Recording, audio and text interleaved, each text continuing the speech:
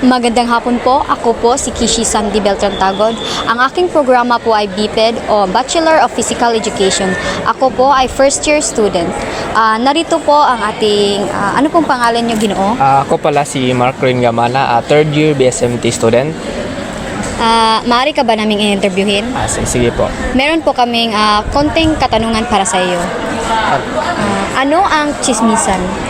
Para sa akin, ang chismisan ay yung pakikipag-exchange or pakikipagpalitan ng impormasyon sa dalawang tao. So, maaring ito ay hindi magkakilala o magkaibigan. So, ang chismisan ay pakikipag-exchange ng information. Pangalawa, bakit may chismisan?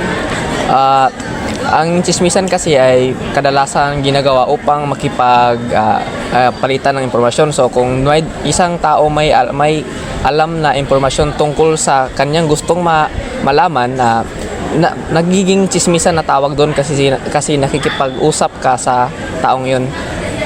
Okay. Number 3, pangatlo, paano mo masasabi na ang chismisan na isang uri ng komunikasyon?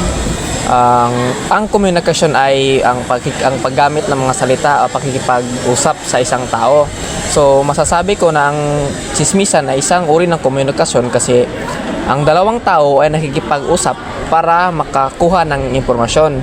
So masasabi ko rin na ang komunikasyon ay para ding isang another way para